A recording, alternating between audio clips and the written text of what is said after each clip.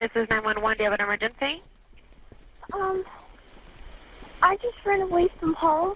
This was the call for help that set them free. The 13 children in California who had to be rescued by police. Nearly all of them were tortured and kept as prisoners by their own parents, who are now sitting in prison serving 25 years to life.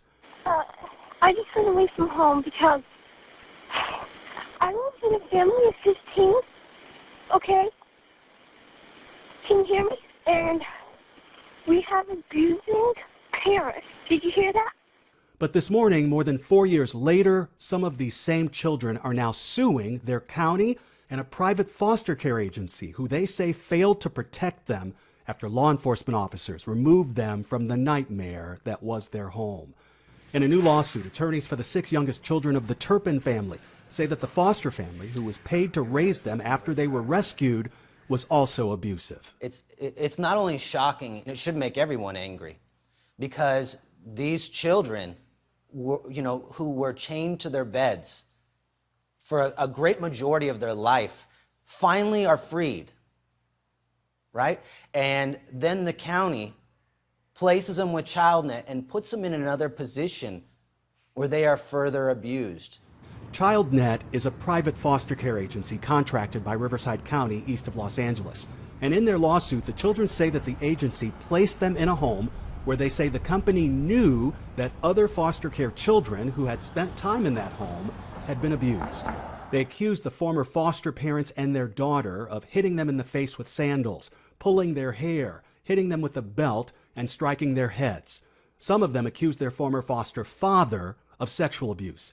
And they say both foster parents would tell them that they were worthless and would encourage them to harm themselves.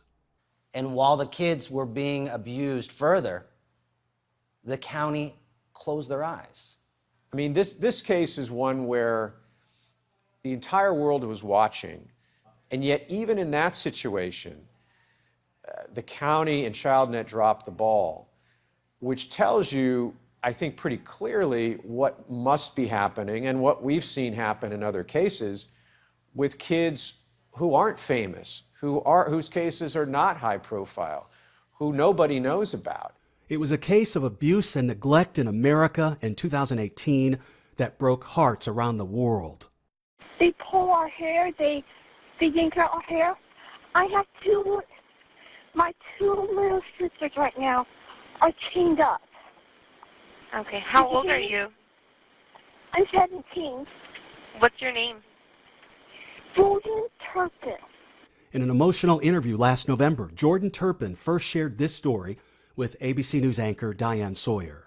I don't know how you had the courage, never having spoken to anyone like that. I think it was like us coming so close to death so many times, and like I was worried about my siblings, and when I saw them crying and worried, I just felt like I had to do it.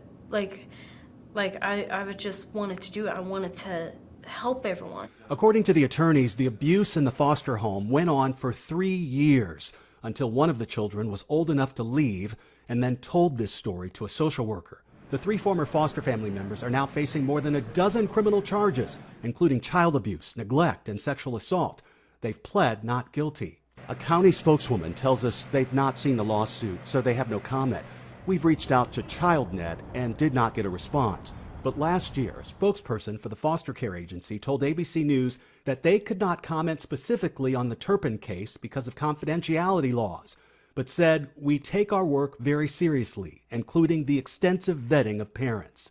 The children are suing for damages, but their lawsuit at this point doesn't say for how much. I can't even tell you how many times our clients have told us, we just don't want this to happen to someone else.